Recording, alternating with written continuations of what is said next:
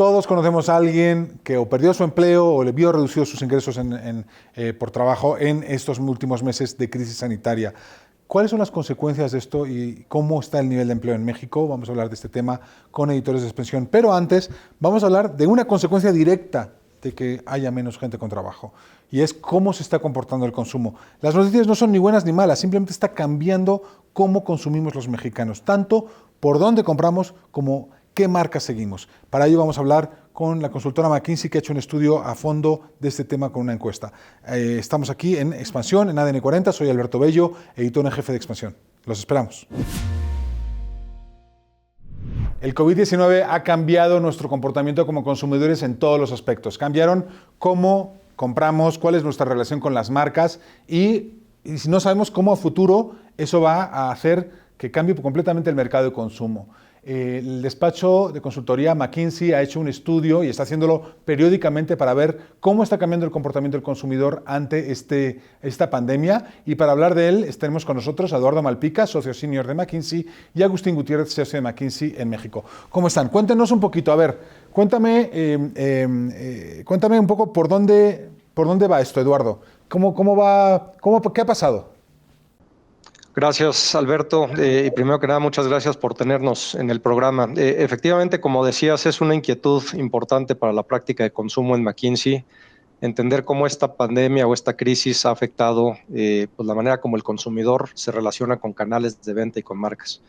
El estudio que hemos hecho, efectivamente, lo que trata es de, por lo tanto, rescatar ese sentimiento del consumidor conforme la situación de la crisis ha venido progresando. Y de alguna manera lo que entendemos es si ha cambiado de manera muy importante pues, el relacionamiento que tiene efectivamente tanto con los canales como con las marcas. Particularmente, si quieres, para empezar un poco en qué ha cambiado. Si pensamos en los canales de venta, yo te diría hay dos elementos principales que tenemos que considerar cuando entendemos el porqué de los cambios. El primero de ellos es obviamente pues muy claro, muy evidente, que es el tema de distanciamiento social y confinamiento. Pues ha tenido un impacto muy importante en un consumidor que particularmente en un mercado como el mexicano está muy hecho a ir a la tienda física a abastecerse.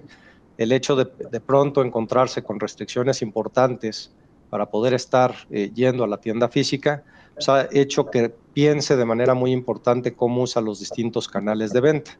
Recordemos que tenemos un mercado que tiene un canal fragmentado, la tienda de la esquina, que es muy importante en el consumidor mexicano y que ha sido también uno de los canales pues, más impactados, tanto en el número de puntos de venta que han tenido que cerrar, como también simplemente en el tráfico que han podido observar esas tiendas, pues simplemente porque los consumidores están muy atentos de que hay que mantener distancia y mantenerse en confinamiento. El segundo elemento, no obstante, también importante, Alberto, es el tema de valor por dinero.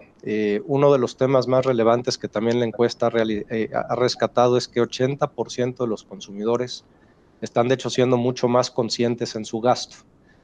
Conscientes, pues, quiere decir literalmente cómo hago que el dinero dure más, ¿no? y me permita pues, cubrir mis necesidades con un poco de reducción en ese gasto.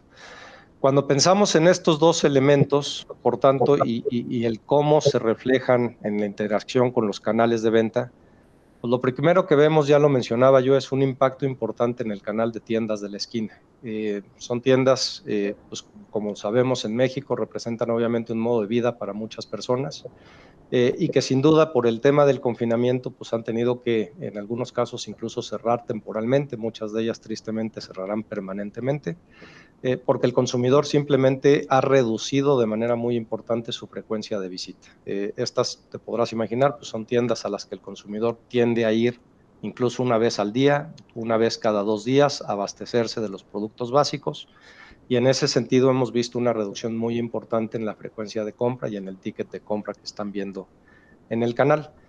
Esto ha beneficiado de alguna manera pues, a las grandes superficies o los canales, como conocemos, modernos, organizados, particularmente en autoservicios, y lo vimos muy temprano en la situación de la crisis. La frecuencia de visita a tiendas pues, incrementó de manera importante al principio, después obviamente por el tema de confinamiento se ha venido reduciendo, y ha habido también un cambio importante donde el consumidor típicamente también hacía una visita a la semana a las grandes superficies, pues hoy lo que vemos es que el consumidor empieza a espaciar mucho más esa visita. El porcentaje de consumidores que están yendo a la tienda menos de una vez por semana está aumentando de manera importante. En la última lectura ya iba en un 10% más consumidores que están espaciando esa visita versus lo que veíamos antes de la pandemia, y con un cambio en la dinámica importante.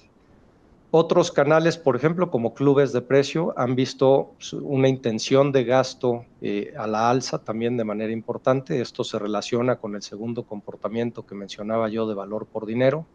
En ciertos segmentos de la población, sin duda, sobre todo los segmentos, pues pensemos sociodemográficos, C más hacia arriba, el hecho de poder tener esa capacidad de comprar mayores cantidades, almacenarlas en casa para consumo futuro, se ha mezclado con este tema de confinamiento y valor por dinero, y por lo tanto ese canal ha visto también un incremento importante en la intención de gasto y visita.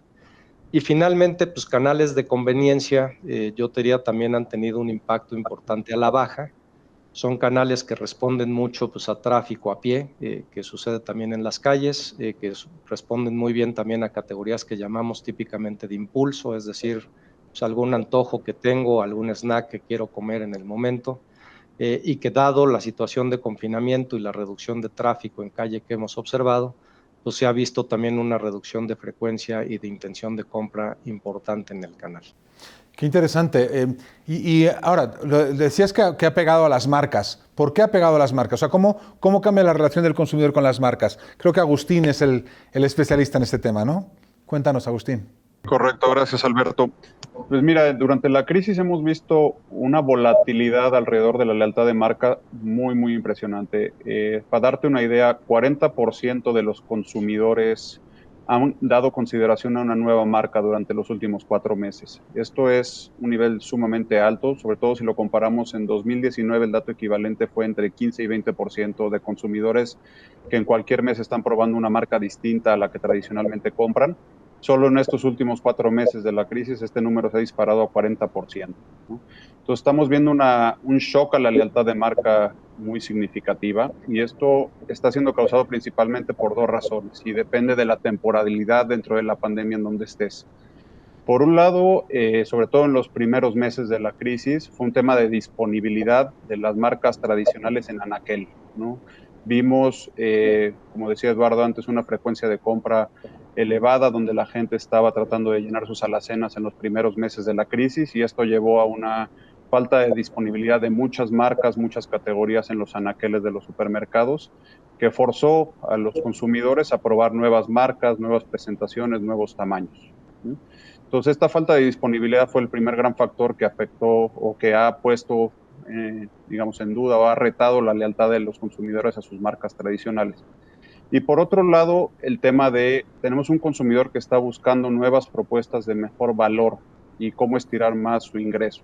Entonces, esto lleva a consumidores a buscar ya sea presentaciones que le den un mejor costo por kilogramo, costo por mililitro, que le permitan de nuevo tener una mejor propuesta de valor, o presentaciones más pequeñas que le permitan reducir un poco el tamaño de su ticket y por ende, de nuevo, que las quincenas duren un poco más, ¿no? Entonces, recapitulando, pues estos 2 factores han realmente sido un shock en donde los consumidores están cambiando de marcas, considerando nuevas cosas. Y lo más interesante de esto, Alberto, es de esos 40% de consumidores que están probando, dependiendo de la categoría, pero tienes en promedio 30% de los consumidores que están declarando que esas nuevas marcas que están probando les están gustando, les están siendo satisfactorias para lo que ellos buscan en esas nuevas marcas, y por ende pretenden repetir su compra en esa nueva marca, ¿no? Entonces vemos esos cánones de lealtad que típicamente las marcas, sobre todo las marcas más establecidas, contaban con ellas, pues que están siendo realmente retados, y va a haber una reconfiguración, si lo quieres llamar así, de ese entorno de lealtad de marcas. Es un efecto enorme, extraordinario de esta crisis. ¿Qué tanto se va a sostener en el largo plazo? No lo sabemos. Supongo que la respuesta es no lo sabemos, pero un cambio de que el 40% de las marcas es brutal, es enorme, es una cosa que puede cambiar completamente el mercado. ¿Tú crees que va a permanecer? Mira, coincido plenamente, Alberto. Es sumamente significativo este cambio y creo que para tener una idea de si va a permanecer o no, nos tenemos que remontar a qué tantos de estos hábitos que el consumidor está cambiando se van a volver permanentes o nuevos hábitos ya sea en su compra o en su consumo, ¿no? Y déjame darte un par de datos aquí.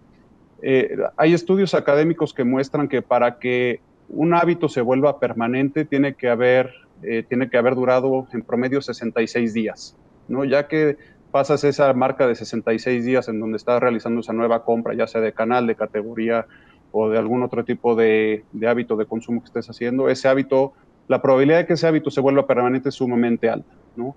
Y como tú bien sabes, pues, si consideramos el punto de arranque de esta crisis, más o menos la última semana de marzo, primera semana de abril, pues ya llevamos significativamente más tiempo que esos 66 días. Entonces, sí estamos en un escenario bajo el cual muchos de estos nuevos hábitos van a tener permanencia en cómo el consumidor está haciendo las cosas. Wow, extraordinario. Eduardo, para cerrar, cuéntanos un poco cómo ves el futuro del consumo después de la crisis, que ya nos ha dicho Agustín varios puntos clave. ¿Cómo crees tú que al futuro las empresas van a cambiar de cara a estos cambios tan profundos que estamos viendo? Mira, creo que la parte importante aquí, Alberto, es de nuevo pensar en dos elementos. El primero es las empresas que están en la parte de la venta, la distribución, las empresas de autoservicios o las tiendas, y obviamente después están los productores, ¿no? En las tiendas me parece, dependerá mucho la categoría que juegues. Hemos hablado mucho de abarrotes, pero obviamente hay categorías también de gasto discrecional que han tenido pues obviamente una implicación mucho más importante en volumen y han tenido incluso una migración importante al canal de venta online, en muchos casos porque es el único canal directo que han podido tener acceso los consumidores. Para esas empresas obviamente el juego sí se llama omnicanalidad, el cómo te preparas mucho más para esta nueva realidad, donde si bien el canal digital sigue siendo pequeño para el país todavía, es una realidad que también estamos viendo los consumidores que lo están probando, les está gustando. Que es el cambio de hábitos que hablaba Agustín, ¿no? O sea, el que ha empezado a comprar en línea ropa, durante 2 meses ya no va a dejar de comprar ropa en línea, ¿no? Es correcto. Y lo que tristemente también probó la crisis es que muchas empresas no estaban preparadas para este canal. En el pasado, el pensar que el canal era tan pequeño, pues lo que ha evidenciado es que no estaban preparadas. Entonces yo te diría, para los canales de venta, el pensar cómo realmente integran hoy una experiencia omnicanal que de alguna manera traiga junto la tienda física con el canal digital va a ser fundamental. Para los dueños de marcas, creo que las implicaciones más importantes se relacionan con lo que mencionó Agustín. De alguna manera, si yo entiendo que hoy tengo un consumidor que está siendo mucho más preciso en el gasto, tratando de estirar ese gasto, buscando nuevas opciones de valor mucho más asequibles, pues el que yo pueda revisar la oferta de productos que tengo, que asegure que en esa oferta tengo puntos de precio que cubren esa base de la pirámide en la categoría, que me permite a partir de ahí cubrir esa necesidad básica de affordability, si me permites la palabra en inglés, que los consumidores hoy están buscando, se va a volver muy relevante. El cómo también integro una oferta hacia mis canales de venta que responda a los canales que hoy van a tener viento a favor, déjame llamarlo así, por todas las situaciones que estamos observando, va a ser otro de los temas también muy relevantes para las empresas de consumo. Muy bien, muchas gracias a los dos, a Eduardo Malpica, socio senior de McKinsey, y Agustín Gutiérrez, socio de McKinsey en México. Apasionante, o sea, los consumidores el 40% de los consumidores están repensando las marcas que compran. Imagínense cómo va a cambiar eso, cómo las compran, cómo se relacionan con ellos. Espero, daremos seguimiento a este tema a través del sitio de expansión.mx y nos vemos después del corte para otro tema. Soy Alberto Bello, editor en jefe de Grupo Expansión. Gracias por seguir con nosotros en este espacio de expansión en ADN 40. Soy Alberto Bello, editor de Expansión, y tengo con nosotros a dos editores, al editor de Empresas y Finanzas, Alejandro Bazán, y a la editora de Empresas y Sectores, Purificación Lucena, para hablar de la gran crisis del empleo. ¿Qué está pasando? ¿Cuáles son las consecuencias sobre el empleo en México y en el mundo de esta crisis sanitaria? Y dos, ¿qué sectores están mejor? Y una pregunta que seguramente todos quieren oír, y es ¿dónde sí se están moviendo las cosas y dónde hay oportunidades? Gracias, Puri, gracias, Alejandro, por estar con nosotros. Alejandro, tú que ves la parte macro, cuéntanos un poquito cuál es el balance del COVID, pues ya a cierre de junio, ya entrados en julio. ¿Cuál es el balance del COVID en términos de empleo para México y para el mundo? Hola Alberto, buenas noches. Hola Puri, buenas noches. Hola al auditorio. Así es, Alberto, esta crisis, como comentas, tiene magnitudes muy amplias, estructurales. Algunos datos así muy breves es, pues el FMI calcula que a nivel mundial 100 millones de personas han perdido su empleo. 100. Tan solo en 35 países, son 100 millones y como sigue el proceso, aún no se sabe cuándo iniciará la recuperación. Esta cifra irá aumentando con el paso de los días, de las semanas. Pero ya acercándonos un poco más acá, en Estados Unidos también ha sido un país sumamente golpeado por esta crisis. Cabe recordar que Estados Unidos es el principal socio de México, entonces hay que estar atentos a lo que sucede ahí. Y para darnos una idea de cómo ha impactado esta crisis en la economía más grande del mundo, es que casi 25 millones de estadounidenses han pedido ayuda por desempleo con esta crisis. 25 millones es muchísimo. Si tomamos como referencia que en la crisis subprime del 2009, la cifra llegó solo a 6.6 millones. O sea, lo está multiplicando por 3 veces, por 4 veces esta crisis. Es muy fuerte. Y en nuestro país, el Banco de México ha hecho un estudio que ha sido divulgado por el subgobernador Jonathan Heath, en donde muestra con cifras oficiales que 12.5 millones de mexicanos, tanto del sector formal como informal, han perdido su empleo. Esto nos da una idea pues, bastante fuerte de cómo también ha afectado pues esta crisis del COVID al sector productivo mexicano. Pero no es solo eso, sino que también hay casi 6 millones de mexicanos que han visto perdido o han visto afectado su ingreso o sus jornadas laborales a raíz de esta crisis, Alberto. Las cifras se siguen recabando, como se sabe, aún hay mucha incertidumbre con la recuperación. Ahorita estamos con un proceso de reapertura que está dando ciertas buenas noticias ya en algunos estados, en algunas empresas, pero esperemos que no haya rebrotes que pongan en riesgo ahorita a la frágil inicio de... Oye, Alejandro, ¿se sabe qué niveles de ingresos son los más afectados por el desempleo? Sí, fíjate que lo que en el estudio que menciona Jonathan Heath y con cifras del INEGI y del IMSS, dice que las personas que ganan entre 1 y 2 salarios mínimos han sido los más afectados con esta crisis. E incluso de las cifras han sido casi, se acercan al millón. 950,000 personas son las que han perdido su empleo y que han ganado entre 1 y 2 salarios mínimos, las más afectadas. Bueno, es muchísimo. Entonces, bueno, también son las gente que menos ingresos tenía y bueno, en un país como el nuestro donde no hay seguro de desempleo esto es especialmente grave. Puri, tú conoces muy bien cómo está el mapa de las empresas. ¿Dónde es donde se está perdiendo más empleo y cuáles son las perspectivas para esos sectores con la recuperación? Pues aún hay mucha incertidumbre, Alberto, en cuanto a cómo vamos a evolucionar. Básicamente o claramente los sectores donde está habiendo mayores afectaciones está siendo en el sector de servicios, en el sector terciario, toda la parte de turismo, toda la parte de restaurantes, comercios, que son las industrias o los sectores que se han visto afectados con los cierres, ¿no? En estos 3-4 meses que duró la emergencia sanitaria, porque no eran considerados como actividad esencial. Ahí es donde ha estado más focalizado toda esta parte.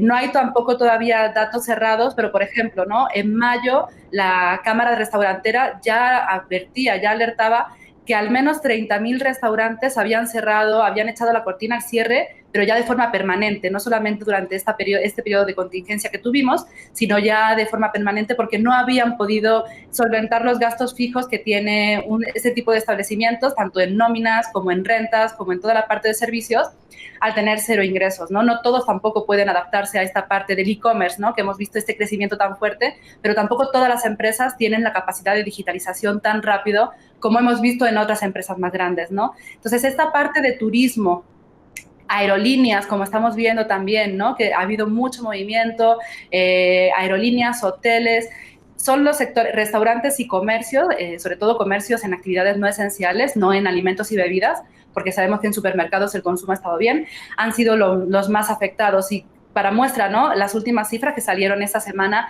de la Asociación Nacional de Tiendas de Autoservicio y Departamentales volvieron a indicar una tercera caída en el consumo consecutiva, un poco más leve que la que venía registrándose en los meses anteriores, un poco más leve que en mayo. En esta ocasión fue de 17%, un poquito más de 17%, pero que no deja de ser una caída bastante fuerte y un indicador también, ¿no?, de cómo está el segmento. Pues a menor empleo, evidentemente, menor poder adquisitivo, y ahí afecta totalmente al consumo, y de nuevo este círculo vicioso, este círculo, ¿no?, en el que si hay menos consumo, menos ventas, de nuevo las empresas se verán afectadas. Y supongo que esto hará que la recuperación, por mucho que imaginemos que mañana aparece la vacuna y en una semana todo el mundo está vacunado, aún así la recuperación no va a ser inmediata, ¿verdad? Bueno, habrá que ver también cómo accedemos a la vacuna, claro, pero no, esto va a ser una recuperación lenta. Hacía Alejandro esta comparativa con cómo fue la crisis de 2009.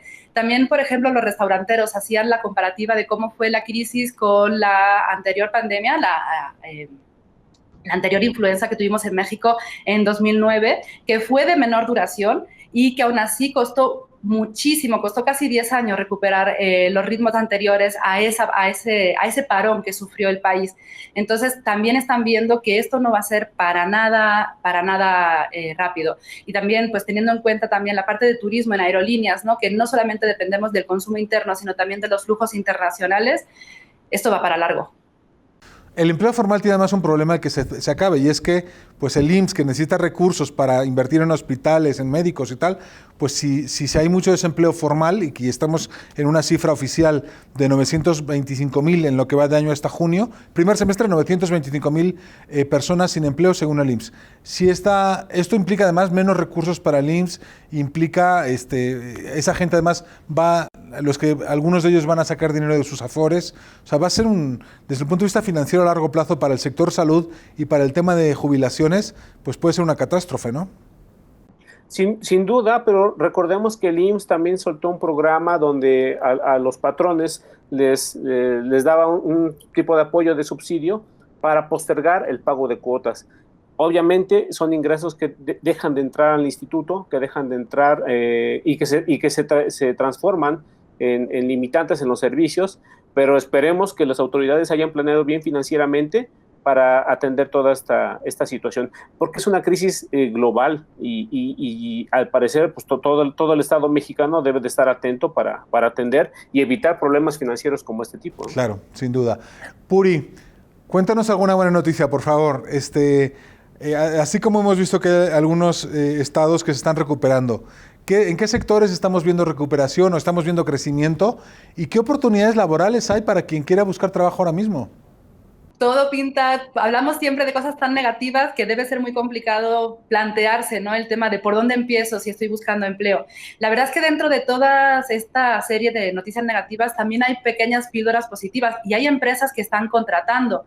Empresas grandes, por ejemplo, Nestlé, nos comentaba su presidente Fausto Costa, que ellos sí han contratado por justamente este incremento que hubo en el consumo en supermercados de productos de alimentos y bebidas al principio de la pandemia, y por la parte del e-commerce. Entonces ellos tuvieron que contratar gente para atender esta parte de almacenes, atender en los anaqueles en puntos de venta, toda la parte de comercio, y además en las plantas también, como tuvieron que resguardar a las personas de riesgo, gente con hipertensión, con diabetes, embarazadas, que aún no están volviendo tampoco a incorporarse a sus funciones laborales, también tuvieron que contratar gente para poder acceder o para poder tener la operación al 100% y no reducir las operaciones. Y como Nestlé, muchas otras, ¿no? Pienso también en algunos convenios que han firmado la industria de la restauración, la industria restaurantera con cadena de supermercados. Por ejemplo, Walmart y CMR firmaron un convenio para que la gente que tenía que, pues CMR con los restaurantes, pues si no cerrados, sí solamente con servicio a domicilio y con recogida en tienda, tuvo que prescindir de gente. Lo que hicieron fue esa gente que se iba en un principio a despedir de CMR o que tendrían que, en una situación normal, haber sido despedidos, fueron contratados por Walmart, que también tenía necesidad para tener personal igual en e-commerce, en la parte de anaqueles, en la parte de almacenamiento, en la parte de logística. Entonces lo que hicieron fue, para evitar esta pérdida de empleo, digamos, trasvasar, ¿no?, la nómina a Walmart. Y como estos convenios se han firmado más, o sea, esa parte son pildoritas positivas en medio de esta pandemia. Y sobre todo lo que está creciendo, pues sí, es toda la parte de e-commerce. Todas las empresas reconocen que hemos tenido un salto de 5 años en la adaptación digital. Entonces está habiendo muchas contrataciones para atender toda esta demanda en la parte de logística, en la parte de almacenes y en algunas partes también administrativas. Las empresas grandes siguen contratando, por los que nos comentan. Sí es cierto que hay muchas empresas, sobre todo en pymes, que no están pudiendo aguantar este freno de la economía, pero aún así no todos son malas noticias. Entonces, bueno, por ahí sí sigue contratando. Las contrataciones están siendo incluso digitales. El otro día hablábamos con una persona también en Expansión, entrevistábamos en Expansión gente que aún no conocen a sus compañeros físicamente porque la contratación fue totalmente digital, entonces todas las cosas han sido digitales, pero bueno, esa parte de optimismo de que a pesar de todo, pues siga habiendo algunas oportunidades, ¿no? Sí es verdad que es más complicado, sí es verdad que el ánimo en general nos indica que podría ser como algo más pesimista, pero está habiendo algunas oportunidades. Pues muchas gracias a los dos, ojalá tenga razón Puri y esos sectores sean cada vez más y ojalá esa recuperación se acelere y que esa confianza pues nos ayude a todos a crecer. Gracias por acompañarnos, soy Alberto Bello, editor en jefe de Expansión. Los esperamos aquí en ADN 40 los domingos a las 7 de la noche.